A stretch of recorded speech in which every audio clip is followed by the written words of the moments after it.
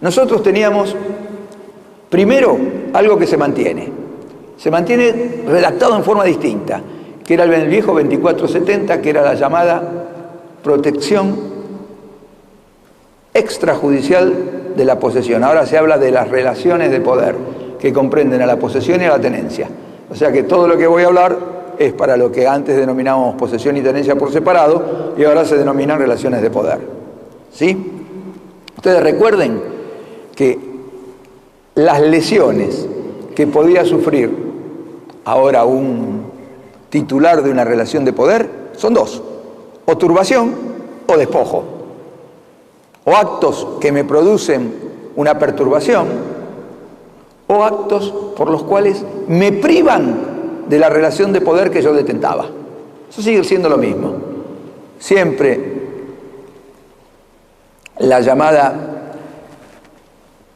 turbación va a estar integrada por 4 elementos. Siempre consiste en actos posesorios realizados por una persona con intención de poseer, es decir, me quiere despojar, pero no lo logra.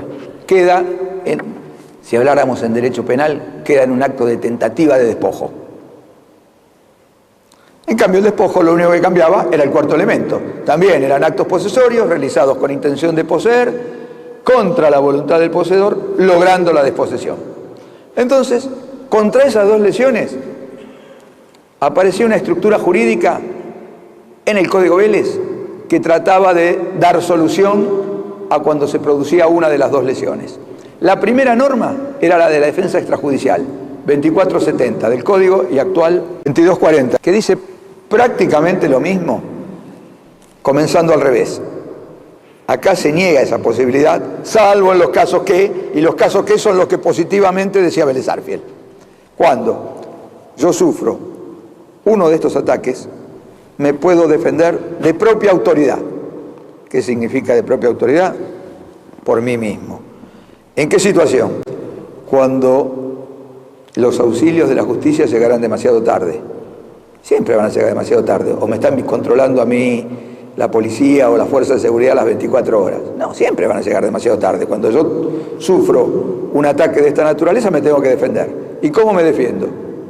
Con una fuerza proporcional a la agresión.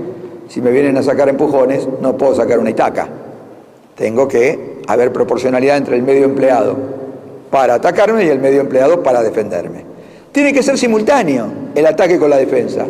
Yo no puedo, cuando me despojaron, ir a buscar a la 12 y decir, venga muchachos que me tienen que zafar de esta. No, tengo que defenderme yo, ahora y en este momento.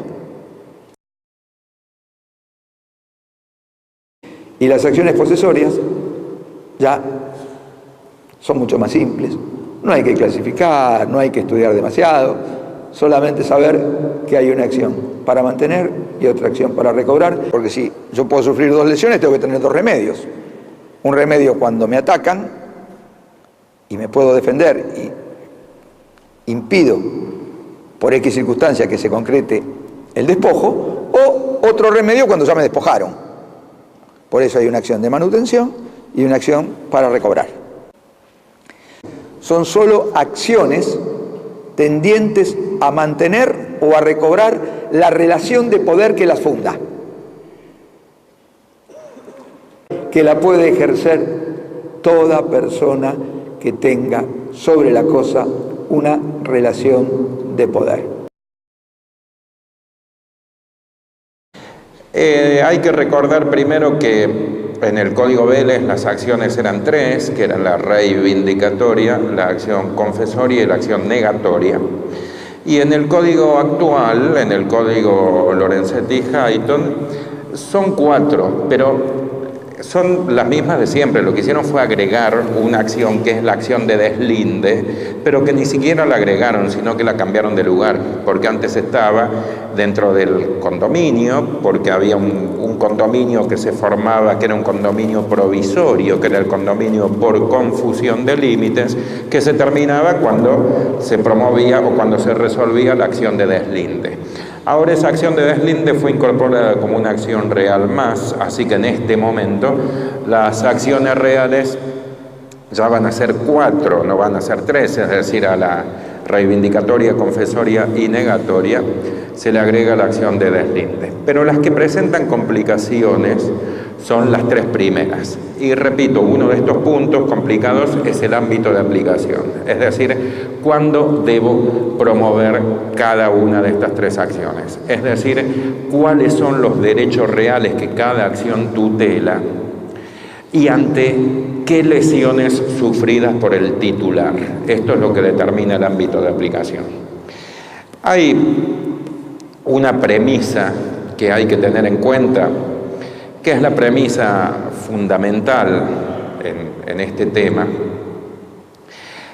y es que para formar una construcción jurídica que contemple el ámbito de aplicación de todas las acciones, siempre debe llegarse a la conclusión que todos los derechos reales tienen que estar tutelados, es decir, los 14 derechos reales que existen, los 11 del Código Vélez, los 14 del Código Civil y Comercial, tienen que estar tutelados por alguna de las acciones, y las acciones reales son tres, dejando de lado la de deslinde, que es muy específica, pero las otras son tres, la reivindicatoria, confesoria y negatoria, y con esas acciones tengo que tutelar los 14 derechos reales. Pero además, tengo que tutelar estos 14 derechos reales contra todas las lesiones posibles que puede sufrir el titular. Es decir, en una construcción jurídica no debe quedar afuera ningún derecho real y tampoco ninguna lesión que pueda sufrir el titular de un derecho real. Solamente cuando se cumpla con esas premisas se puede decir entonces que los derechos reales son, valga la redundancia, derecho subjetivo, quiero decir, interés jurídicamente tutelado, cuando tengan la tutela efectiva que se produce mediante una acción. Y para los derechos reales existen las acciones reales. Entonces, como la legislación en Vélez-Sarsfield no era clara, ahora se ha aclarado bastante. Siempre este tema del ámbito de aplicación fue un tema complejo, pero todos los autores, todos coincidían en esa premisa, que hay que tutelar todos los derechos reales y además contra todas las lesiones posibles.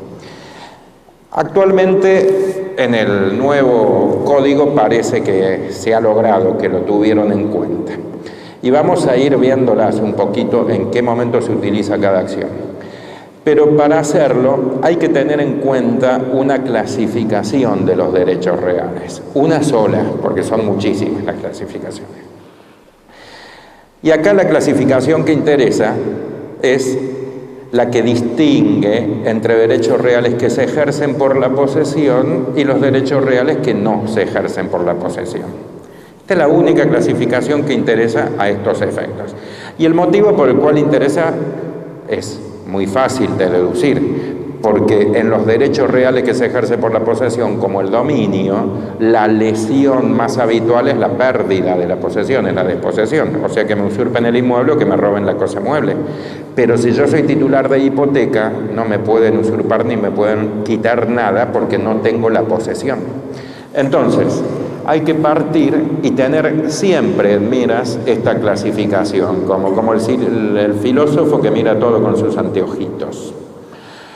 Entonces, los derechos reales que se ejercen por la posesión son todos menos 2. De los 14 derechos reales, hay 12 que se ejercen por la posesión. Los que no se ejercen por la posesión son la servidumbre y la hipoteca.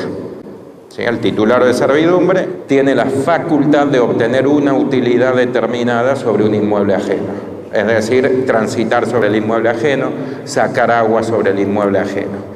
Pero no tiene la posesión, puede entrar y salir, ejerce actos posesorios, pero no tiene el sustrato fáctico, que es el corpus con el animus domini. Y el derecho de hipoteca tampoco tiene la posesión. Este ni siquiera ejerce actos posesorios. El acreedor hipotecario lo único que hace es mirar el inmueble desde lejos y espera a ver si el deudor, que puede ser el mismo propietario del inmueble generalmente, pero puede ser un tercero también, ver si el deudor cumple. Si el deudor cumple, nunca ejecutó ni el menor acto sobre el inmueble. Y si no cumple, tampoco. le da aviso al juez, le dice, señor juez, véndalo mediante la ejecución hipotecaria y del producido págueme capital, intereses, gastos de justicia y el remanente va para el propietario. Nunca tuvo ningún acto fáctico, ningún uso sobre el inmueble. Todos los otros derechos reales, los otros 12, tomando la enumeración del artículo 1887, es decir, dominio, condominio, propiedad horizontal, conjunto inmobiliario, tiempo compartido, cementerio privado, superficie, usufructo, uso, habitación, anticresis y prenda, creo no haberme olvidado de ninguno. El titular del derecho real tiene el corpus con el animus domini, tiene el sustrato fáctico, tiene la cosa bajo su poder y se comporta como titular de un derecho real que lo es. Ahora, siempre teniendo presente esta clasificación se puede analizar cuál es el ámbito de aplicación de cada una de las tres acciones. Empezamos por la más habitual, que es la acción reivindicatoria. La acción reivindicatoria tutela a los 12 derechos reales que se ejercen por la posesión cuando la lesión sufrida fuese el desapoderamiento. Esta es la más fácil. Es decir, yo soy titular de un inmueble o de una cosa mueble, de un cuadro, de una estatua, y ese inmueble es usurpado o me roban la cosa mueble. La acción que tengo es la acción de reivindicación. Un error muy grande es promover un desalojo. Hay muchos casos en los cuales el propietario del inmueble, cuando le usurpan el inmueble, promueve un desalojo. Y eso en algunos casos prospera, en otros no. Es un tema bastante complejo. Pero el desalojo es una acción personal por cumplimiento de contrato, o que se funda, o en la falta de pago, o en el vencimiento del contrato. Pero acá, en una usurpación, el dueño tiene un derecho real y hay una lesión, un acto lesivo, el principal de los actos lesivos es un derecho real, por lo cual la acción que tiene para promover es la acción real. Y que tiene, por supuesto, efecto rei persecutorio, salvo en algún caso muy puntual que haya llegado al subalquirente de buena fe, de cosa mueble, no robada ni perdida y por título oneroso, en cuyo caso se detiene el efecto rei persecutorio. Pero en principio tiene efecto rei persecutorio, es decir, que si el autor de la desposesión lo vende o lo transmite a otro, puedo demandar a ese otro. Y si pasa por 20 personas, puedo demandar al último, a quien la tenga para recobrarlo. Este ha sido tradicionalmente el ámbito de aplicación de la acción reivindicatoria. El nuevo código la extiende también al derecho de hipoteca. Viene a cubrir una deficiencia bastante grave que tenía el Código Vélez, porque el acreedor hipotecario, con el criterio que les comentaba, el legislador pensando que como no tiene la posesión nunca la iba a necesitar, se consideraba que era una deficiencia grave porque cuando se usurpa el inmueble, si ese inmueble está hipotecado, también afecta al acreedor hipotecario, no solamente al titular de dominio. Y el motivo por el cual lo afecta es muy simple, porque si después no percibe su crédito y lo tiene que ejecutar, el valor en subasta sobre un inmueble que está ocupado es inferior al valor del inmueble que no esté ocupado. Entonces, ¿cuál es la situación? Que hay un inmueble que pertenece, por ejemplo, al doctor y está hipotecado a favor mío, yo soy el banco hipotecario. Viene el usurpador y ocupa ese inmueble. En principio, pareciera que el acreedor hipotecario no se tendría que ocupar demasiado porque el que va a accionar es el titular de dominio. Pero puede ocurrir que el titular de dominio ya sabe que no va a cumplir con su obligación, porque no puede, ya sabe que ese inmueble va a ser ejecutado y no va a hacer gastos en defender un inmueble que de todos modos lo va a perder. Entonces el que termina perjudicado es el acreedor hipotecario, porque no se defiende el titular de dominio y el acreedor hipotecario, si no tiene a su disposición la acción reivindicatoria, no tiene forma de procurar el lanzamiento, la restitución del inmueble por parte de los usurpadores. Por lo tanto, lo va a tener que vender en subasta ocupado y obtener un precio inferior. De ahí que este código extiende la acción reivindicatoria también al acreedor hipotecario, con lo cual el acreedor hipotecario puede, por su propio derecho, no subrogándose en su deudor, sino por su propia titularidad de derecho real, demandar primero la reivindicación del inmueble y después llevarlo a la subasta.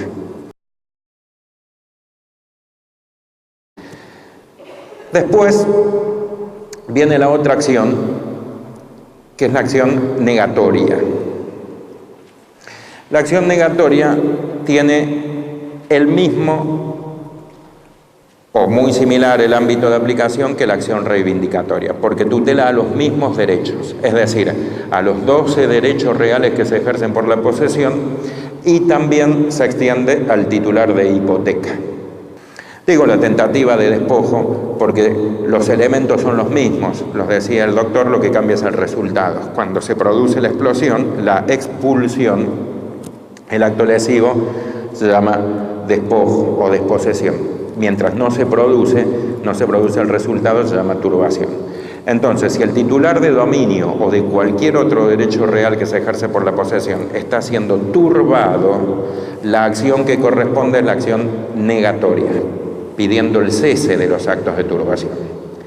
Y también hay otra lesión posible, que se da con mucha frecuencia, es muy común, que es el uso indebido de ese inmueble.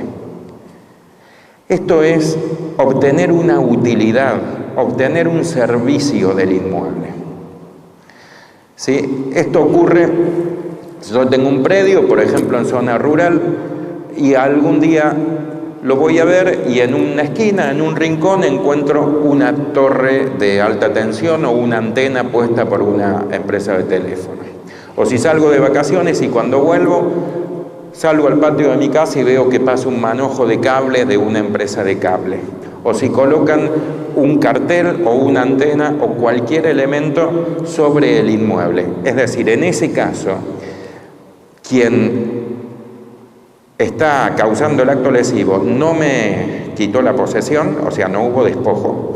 Tampoco hay turbación, porque la turbación requiere la intención de despojar, la intención de desposeer, sino que existe solamente un uso indebido, una utilización del inmueble.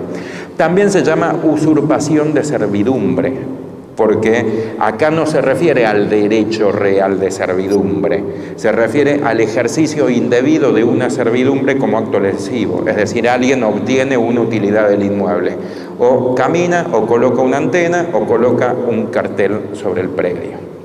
Entonces, en estos casos, el titular afectado tiene la acción negatoria, cualquiera de los dos. Y también la acción negatoria se extiende al acreedor hipotecario, siempre en una analogía con lo que pasa con la acción reivindicatoria, porque hay que tener en cuenta que el inmueble que está hipotecado, cuando pierde valor, afecta a los dos, afecta tanto al titular dominial como al titular de hipoteca, porque ese inmueble, si bien es ajeno, es la garantía del acreedor hipotecario. Entonces, imagínense que cualquier acto de turbación o cualquier acto de obtención de una utilidad, es decir, de ejercicio indebido de una servidumbre, afecta directamente al titular dominial, en el ejemplo es el doctor, pero también afecta al acreedor hipotecario indirectamente, en el ejemplo soy yo, porque si el titular dominial no se defiende y el acreedor hipotecario tiene que promover la subasta, tiene que cuidar que no pierda valor el inmueble, entonces puede también demandar por acción negatoria a aquel que ejecutó cualquiera de los actos lesivos.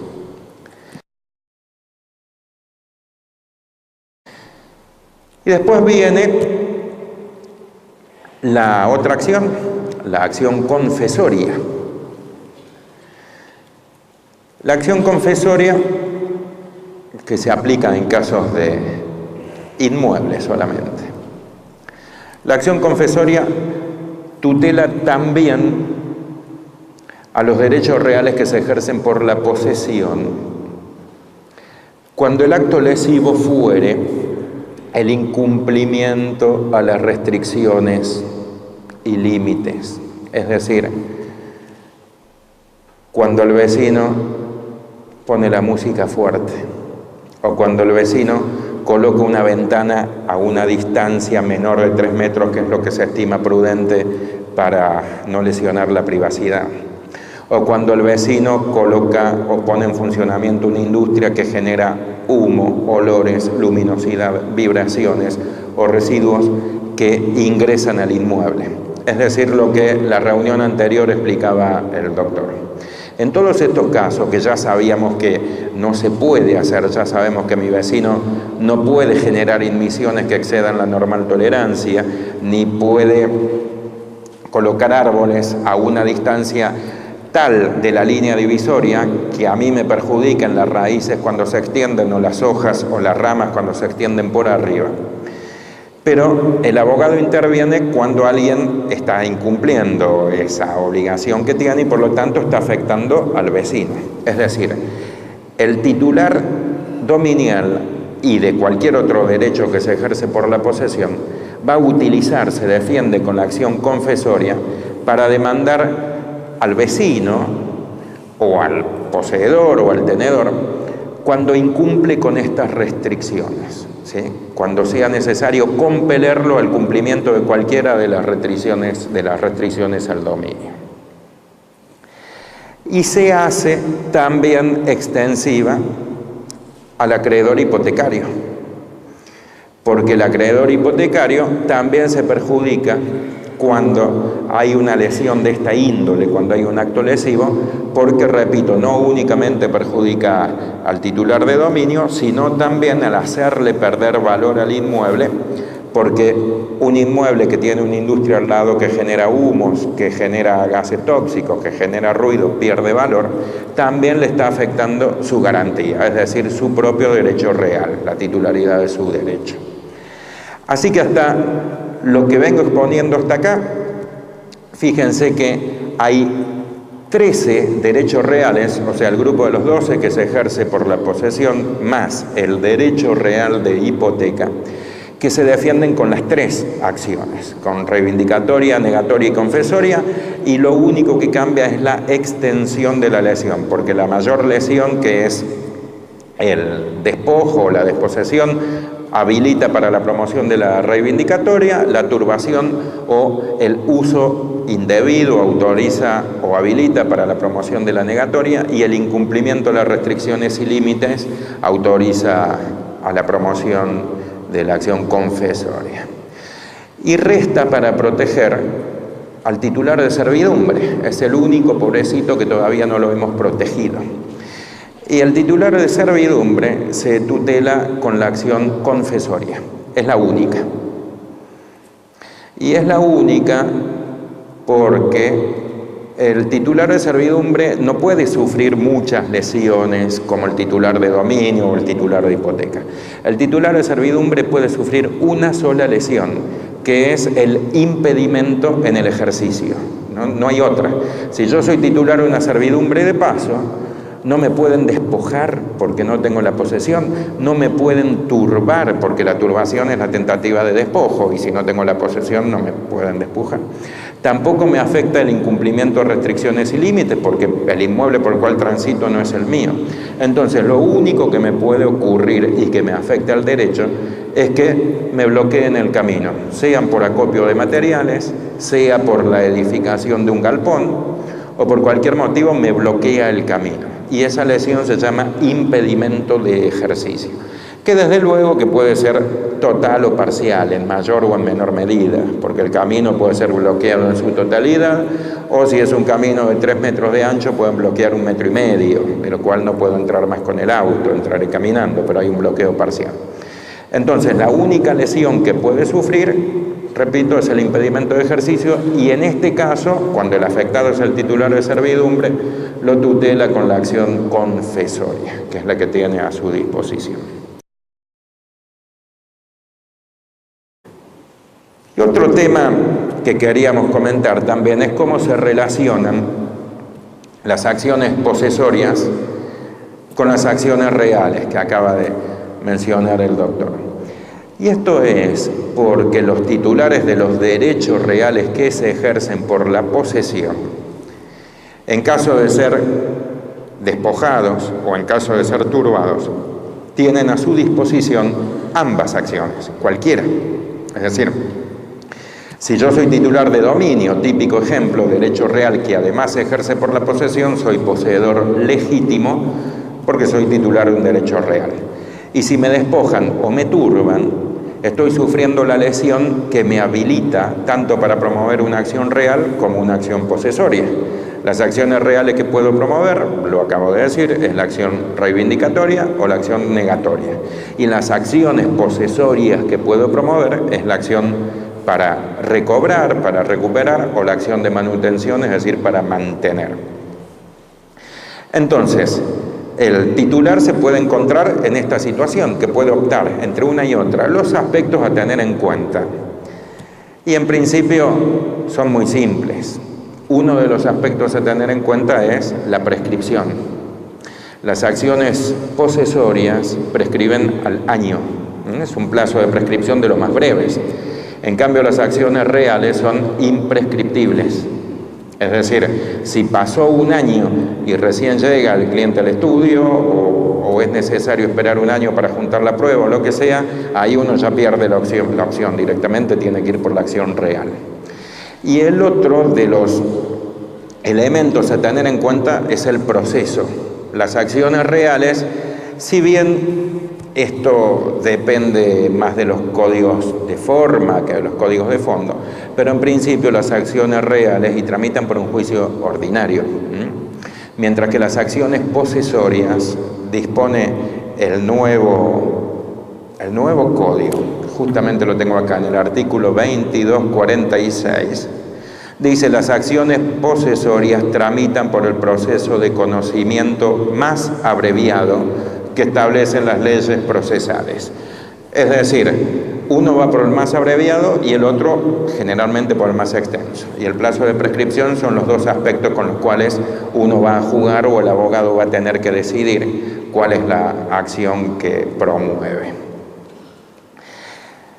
Y otro, ya casi terminando, otro de los aspectos que vale la pena analizar en este juego, en esta interacción entre las dos acciones, es qué ocurre cuando se promueve una acción primero y otra acción después, ¿sí?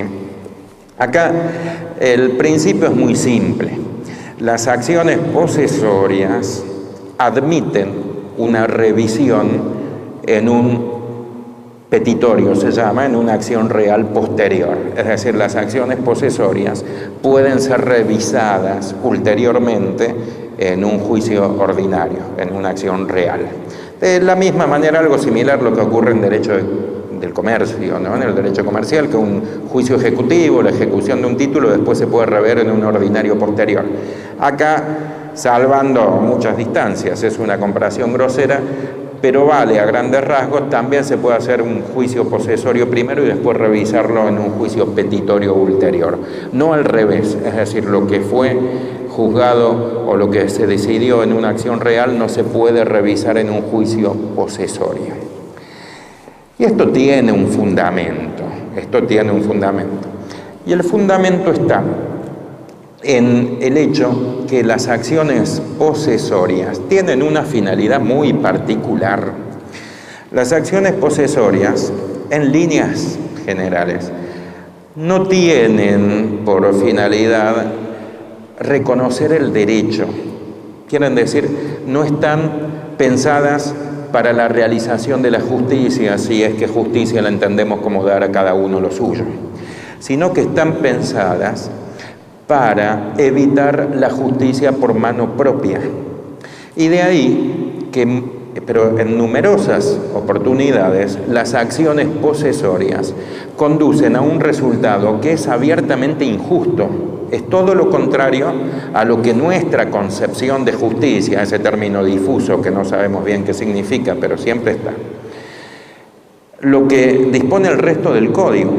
Porque fíjense que las acciones posesorias las puede promover el poseedor o el tenedor contra quien lo despoja, y este que lo despoja puede ser aún el mismo dueño del bien. Esto está muy claro, y no hacía falta que esté tan claro, pero está claro cuando se dispone que la acción puede ejercerse aún contra el dueño del bien si toma la cosa de propia autoridad. Artículo 2241, último párrafo, literal, así dice. La acción se puede ejercer aún contra el dueño del bien.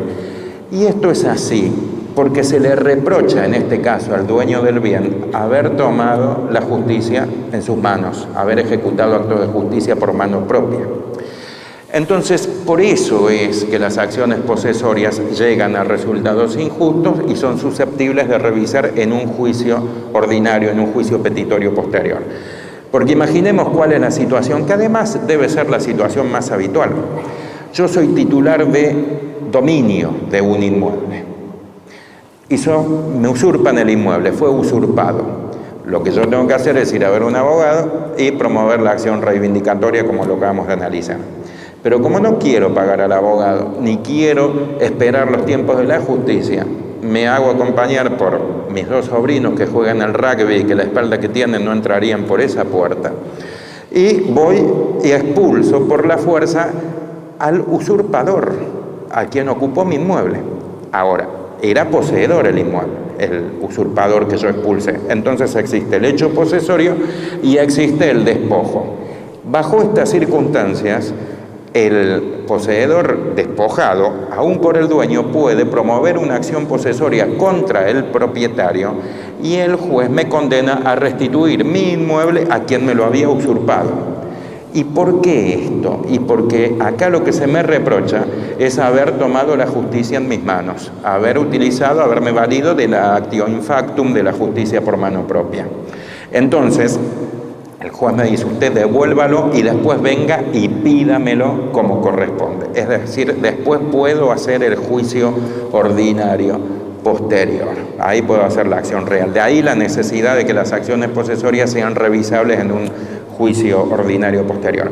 Ocurre lo mismo cuando a quien se despoja es al inquilino, al locatario. Supónganse que yo soy el propietario y tengo un locatario que no me paga los arriendos.